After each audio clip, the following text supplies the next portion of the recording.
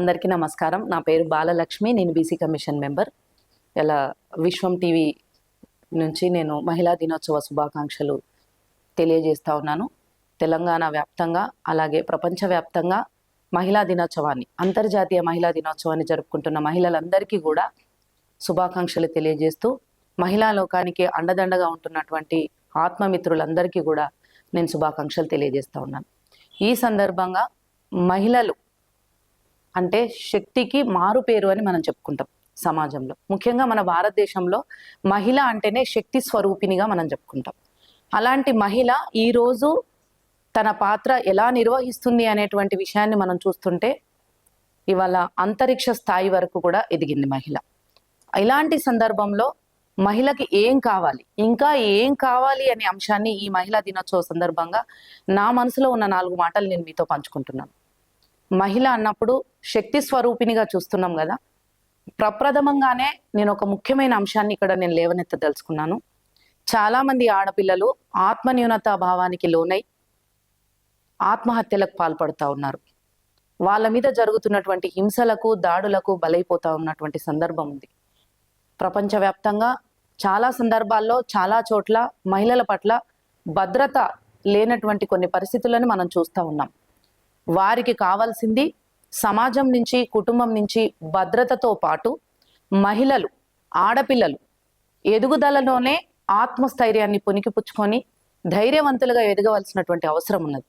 ఇవాళ social media విచ్చలవిడిగా నడుస్తున్నటువంటి సందర్భంలో పిల్లల్ని పెంచుతున్నటువంటి తల్లిదండ్రులు కూడా వాళ్ళు ఏం చేస్తున్నారు అనేటువంటి విషయాన్ని కూడా గమనించకపోవడము, తల్లిదండ్రులు వారి వారి జీవితాల్లో బిజీ షెడ్యూల్లోకి వెళ్ళిపోవడము, ఆ సందర్భంలో ఆడపిల్లలు, మగపిల్లలు ఎదుగుతున్నటువంటి సందర్భంలో వాళ్ళ విలువలు, వాళ్ళ పరిస్థితులు, వాళ్ళకు ఉన్నటువంటి ఒక ఆశలు, కళలు వీటన్నిటి పట్ల పూర్తి అవగాహన లేకపోవడము, అలాగే వారు ఏదైనా కోల్పోయినప్పుడు, ఏదైనా మిస్ అయినప్పుడు వెంటనే ఆత్మహత్యలకు పాల్పడడం, ఇలాంటి సంఘటనలు హృదయాన్ని కలిచివేస్తా ఉన్నాయి.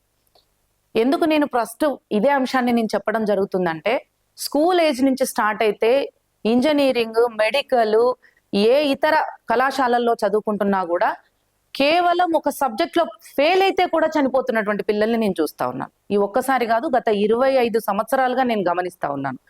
నాకు ఈ సమాజం పట్ల ఒక స్పృహ ఏర్పడినప్పటి నుంచి, గత 30 ఏళ్ల నుంచి నేను గమనిస్తా ఉన్నాను. ముఖ్యంగా 25 ఏళ్ల నుంచి ఇంకెక్కువగా నేను గమనించాను. ఈ మధ్య కాలంలో సోషల్ మీడియాకి అడిక్ట్ అయిన తర్వాత వాళ్ళని తెలుసుకోవడం మర్చిపోయినరు. వాళ్ళు ఆత్మన్యూనతా భావంతో, అంటే ఒక ధైర్యంగా బతికేటువంటి ఒక తత్వాన్ని మర్చిపోతా ఉన్నారు. ఈ దేశాన్ని పరిపాలించినటువంటి మహిళలు ఉన్నారు. రాణి రుద్రమ ఉంది, మన కాకతీయ కాలంలో పరిపాలన కొనసాగించినటువంటి ధీర వనిత. సమ్మక్క సారక్కలు ఉన్నారు. ఎక్కడో కాదు, మన తెలంగాణ మహిళల గురించే నేను చెప్తా ఉన్నాను. చాకలి ఐలమ్మ ఉంది, అక్కడ వెళ్తే ఝాన్సీ లక్ష్మీబాయి ఉంది, అమ్మ ఇందిరమ్మ దేశానికి ప్రధానమంత్రి అయింది. ఇవాళ ద్రౌపది ముర్ము ఇవాళ రాష్ట్రపతిగా కొనసాగుతా ఉన్నది. కాంగ్రెస్ పార్టీకి నాయకురాలుగా సోనియా గాంధీ గారు ఇవాళ ఎంతో గొప్పగా ఈ దేశానికి ఒక నాయకత్వాన్ని అందించారు. మాజీ అధ్యక్షురాలు ఏఐసిసికి. ఇలా ఒక్కరు కాదు, ఇద్దరు కాదు, ఎంతో మంది మహిళలు ముఖ్యమంత్రులుగా కొనసాగినారు.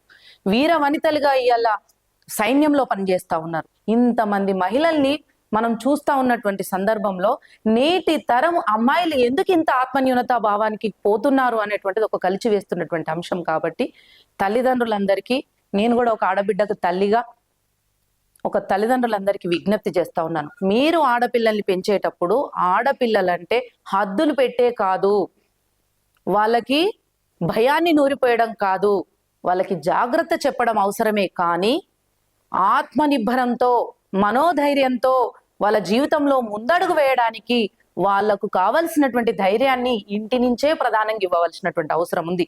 ఎస్, నా తల్లి రంగు సువర్ణ తను కాలం చేసి 8 సంవత్సరాలు అవుతుంది. ఆమె ఆ ధైర్యాన్ని ఇచ్చింది కాబట్టి నేను ఇవాళ ఈ స్థానంలో ఉన్నా. కుటుంబం నుంచే రావాలి. నా తల్లిదండ్రులు నాకు ఆ ధైర్యాన్ని ఇచ్చారు కాబట్టి నేను ఈ స్థానంలో ఉన్నా. వివాహం తర్వాత, వివాహానికి ముందు స్నేహితుడిగా ఉన్న కందకట్ల శ్రీనివాస్ నా భర్త నాకు ఆ ధైర్యాన్ని ఇచ్చిండు కాబట్టి నేను ఇవాళ ఉన్నా. నా కూతురు చేసరికి కూడా నేను ఇవాళ అదే ధైర్యాన్ని ఇస్తున్నా. ఇవాళ అందరికీ నా కోడలు ఉంటది ధరణి, నా చెల్లెలు కూతురు ఉంటది చిన్ని, వీళ్ళందరి పేర్లు ఎందుకు మెన్షన్ చేస్తున్నా అంటే, ఇలాంటి ఆడబిడ్డలందరికీ కూడా తల్లిదండ్రులుగా మనం ధైర్యాన్ని ఇవ్వాలి. నేను నా ఇంటి నుంచి ధైర్యాన్ని పొందిన, నా ఇంటి నుంచి నా ఇంటి ఆడబిడ్డలకి ధైర్యాన్ని ఇస్తున్నాను కాబట్టే ఈ సమాజంలో ఉన్న ఆడపిల్లలందరికీ కూడా ఈ విశ్వం టీవీ ద్వారా నేను ఇలా ఈ మహిళా దినోత్సవం సందర్భంగా ముందడుగు వేయడానికి ధైర్యాన్ని ఇవ్వమని చెప్తా ఉన్నాను. ఇక ఇంకొక అంశాన్ని నేను ప్రధానంగా చెప్పదలుచుకున్నాను. ఇవాళ రాష్ట్ర ప్రభుత్వం, రాష్ట్ర ముఖ్యమంత్రి వర్యులు రేవంత్ రెడ్డి గారు మహిళల్ని అభ్యున్నతి దిశగా నడిపించడం కోసం, వాళ్ళకు ఒక ఆర్థిక స్వావలంబనం కోసము, వాళ్ళు వ్యక్తులుగా వ్యక్తిత్వ పరంగా ఉన్నత స్థానంలో ఎదగడం కోసము ఎన్నో రకాల పథకాలను ఇస్తూ ముందుకు నడిపిస్తున్నటువంటి అవకాశాలు ఉన్నాయి. ఇవాళ ఎప్పుడైనా సరే ప్రభుత్వం, కుటుంబం కావచ్చు, సమాజం కావచ్చు, ప్రభుత్వం కావచ్చు, ప్రతి ఒక్కరూ ఆడపిల్లలకి అండగా నిలబడ్డప్పుడు ఖచ్చితంగా అవకాశాలని సద్వినియోగం చేసుకొని ముందడుగు వేయాల్సినటువంటి అవసరం ఉన్నది.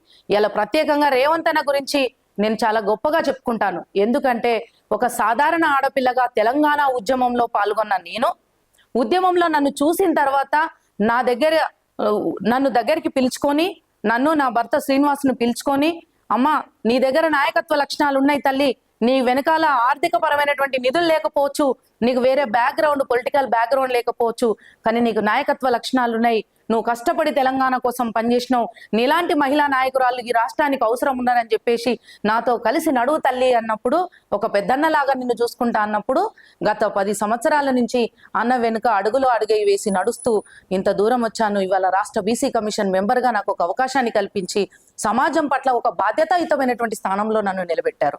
ఇవాళ వారికి కూడా నేను ప్రత్యేక ధన్యవాదాలు తెలియజేస్తూ, తెలంగాణ ఆడబిడ్డలందరూ రాష్ట్ర ముఖ్యమంత్రి గారు చేపడుతున్నటువంటి గొప్ప అంశాలకు చేదోడు వాదాడుగా నిలబడితే ఖచ్చితంగా మనం అందరం కూడా సక్సెస్ఫుల్ గా ముందుకెళ్తామని చెప్పేసి నేను ఈ విషయంగా సందర్భంగా తెలియజేస్తా ఉన్నాను. అలాగే ఇంకొక అంశం, చాలా ముఖ్యమైన అంశాలను మాత్రమే ఈ రోజు నేను ఈ వేదికగా మీకు చెప్పదలుచుకో ఉన్నాను. మహిళల యొక్క ఆలోచన విధానం.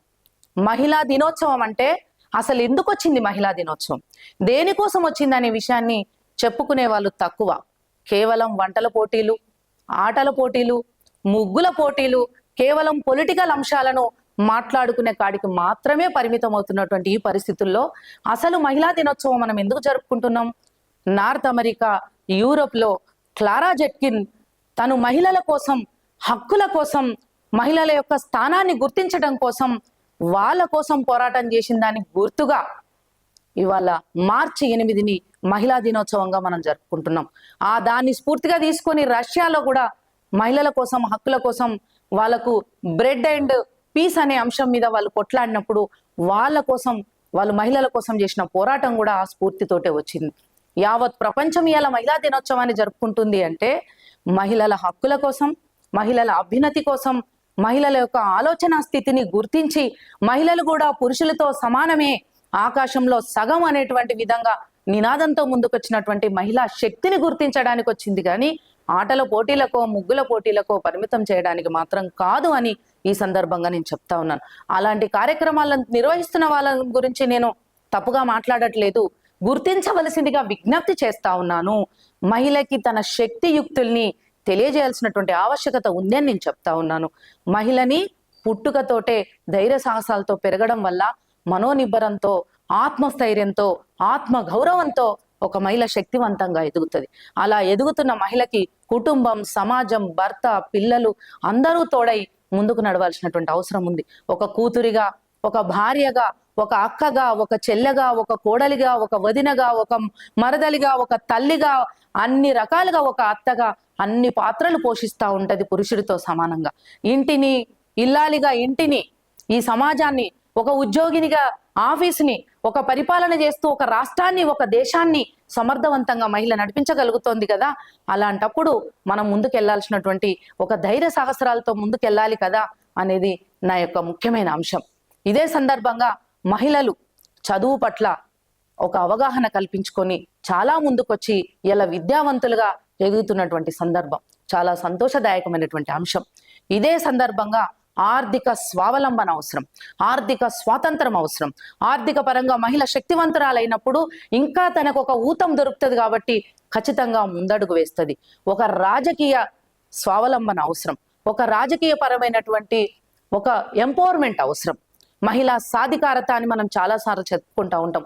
మహిళ యొక్క సాధికారత కుటుంబంతో మొదలవుతుంది. ఆర్థిక సాధికారత అవసరము, రాజకీయ సాధికారత అవసరము, తన వ్యక్తిత్వ అంశాలను వ్యక్తిగతంగా తను నిలబెట్టుకోవడానికి తనకంటూ ఒక సాధికారత అవసరము. ఈ అంశాలను గుర్తించాల్సినటువంటి అవసరం ఉన్నది. ఇవాళ విద్య, ఉద్యోగ అవకాశాల్లో, రాజకీయ రంగాల్లో, వ్యాపార రంగాల్లో, రక్షణ రంగాల్లో, ఎన్నో విధాలుగా అంతరిక్ష రంగంలో కూడా ఇవాళ మహిళ ముందడుగు వేసి నడుస్తున్నటువంటి ఈ సందర్భంలో మరొకసారి మహిళలందరికీ కూడా మహిళా దినోత్సవ శుభాకాంక్షలు తెలియజేస్తూ, మహిళ అంటేనే శక్తి స్వరూపిణి, మహిళ అంటేనే ఒక ఆత్మస్థైర్యానికి, ఒక ధైర్యానికి ప్రతీక. మహిళ తలుసుకుంటే ఏదైనా సాధించగలుగుతుంది, ఎంత ఎత్తుకైనా ఎదగగలుగుతుందని ఎంతో మంది మహిళలు నిరూపించారు కదా. ఆ మహిళలందరి యొక్క శక్తి సామర్థ్యాలని ఈ సమాజంలో ప్రతి ఒక్క మహిళ నేర్చుకోవాల్సినటువంటి అవసరం ఉన్నది. ప్రతి ఒక్క తల్లిదండ్రులు తమ ఆడబిడ్డల్ని పెంచవలసినటువంటి బాధ్యత ఉంది. కొడుకులకు ఇచ్చిన స్వేచ్ఛ, కొడుకులకు ఇచ్చిన ధైర్యం, కొడుకులకు చెప్పిన జాగ్రత్తలే కూతుళ్ళకు కూడా ఇవ్వవలసినటువంటి అవసరం ఉన్నది. కేవలం ఆడబిడ్డల్ని అణిచివేసి పెంచకండి. 4 గోడల మధ్యలో ఇక్కడ ఇంకొక ప్రధానమైన అంశం కూడా ఉంది.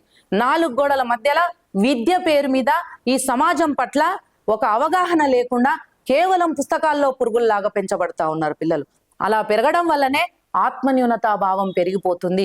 చదివే మా జీవితం, ఈ చదువులో ఈ సబ్జెక్ట్లో పాస్ కాకపోతే ఇంకా మాకంటూ జీవితం లేదనేటువంటి ఒక స్థితిలోకి పిల్లలు వెళ్ళిపోతున్నారు. చదువుతో పాటు సమాజం కూడా ఉంది, చదువుతో పాటు మనకు ఒక జీవితం ఉంది. చదువు జీవితంలో భాగము, చదువుకోవడం జీవితానికి అవసరం అని చెప్పాలి. చదువుతో పాటు వ్యక్తిత్వ విలువల్ని నేర్పించాలి, ఆత్మస్థైర్యంతో ధైర్యంగా ముందడుగు వేసే శక్తిని ఇవ్వాలని చెప్పేసి నేను తెలియజేస్తా ఉన్నాను. మహిళా దినోత్సవం సందర్భంగా కేవలం మహిళలకే ధైర్యం అని నేను అడగట్లేదు. ఈ సమాజంలో ఇప్పుడున్న ఈ పరిస్థితులలో వీడియో గేమ్లకి, మొబైల్ గేమ్లకి, రీల్స్ కి, షార్ట్స్ కి అడిక్ట్ అయిపోయి వాళ్ళ ప్రాణాలనే పణంగా పెడతా ఉన్నారు. అసలు వాళ్ళు ఏం చేస్తున్నారో వాళ్ళకి అర్థం కాని స్థితిలోకి వెళ్ళిపోతున్నారు.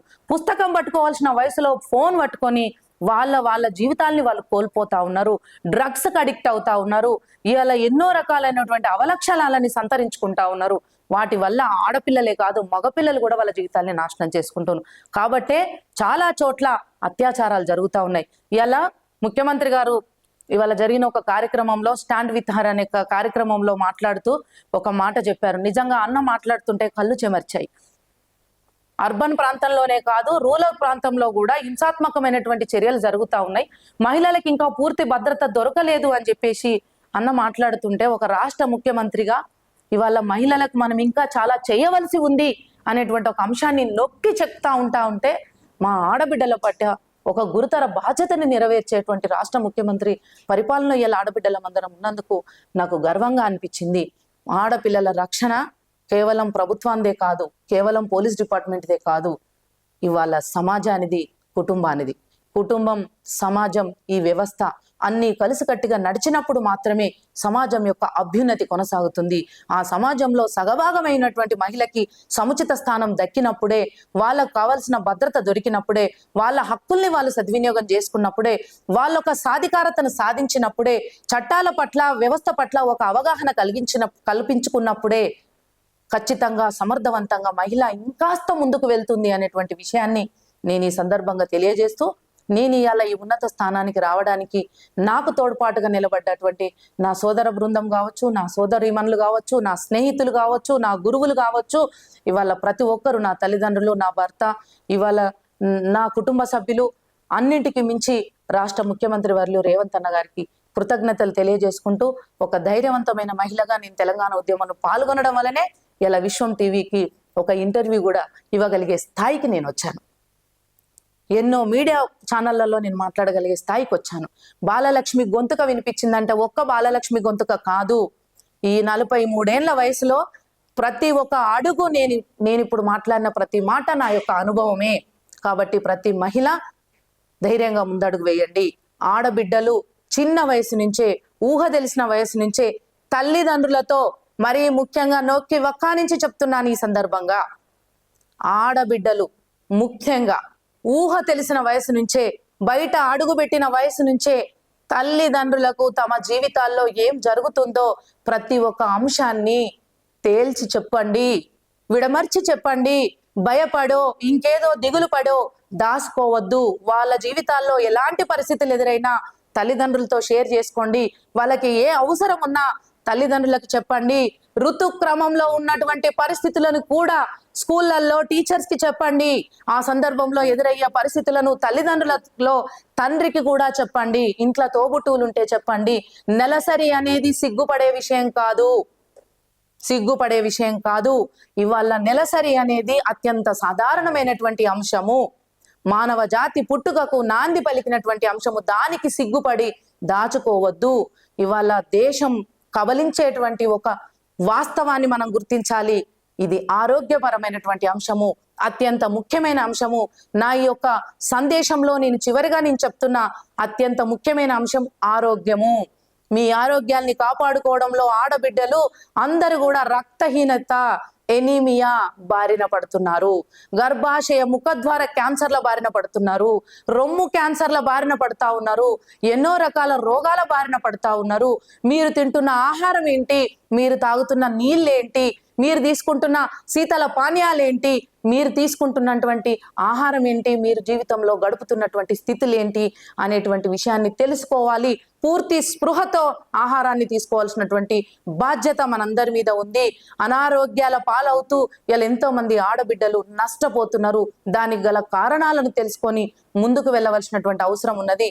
ప్లాస్టిక్ వాడకం కావచ్చు, విచ్చలవిడిగా తింటున్నటువంటి జంక్ ఫుడ్స్ కావచ్చు, జీన్ మాడిఫైడ్ చేసినటువంటి కూరగాయలు, ఆకుకూరలు, చికెన్ లాంటి పదార్థాలు కావచ్చు, పాల ఉత్పత్తిలో వాడుతున్నటువంటి ఇంజెక్షన్స్ కావచ్చు, ఇలా కల్తీ పాలకు సంబంధించి నిన్న మొన్న మీడియాలో కూడా కూసినటువంటి ఆ కల్తీ పాలు తాగడం కావచ్చు, ప్రధానంగా ఆడబిడ్డల మీదనే, వాళ్ళ యొక్క సంతానోత్పత్తి వ్యవస్థ మీదనే దెబ్బ కొడతా ఉన్నది. 13 ఏళ్లకు 15 ఏళ్లకు పెద్ద మనిషి కావాల్సిన ఆడబిడ్డ ఇవాళ 8 ఏళ్లకే ఆడబిడ్డ ఇవాళ పెద్ద మనిషి అవుతుంది. 9 ఏళ్లకే పెద్ద మనిషి అవుతుంది.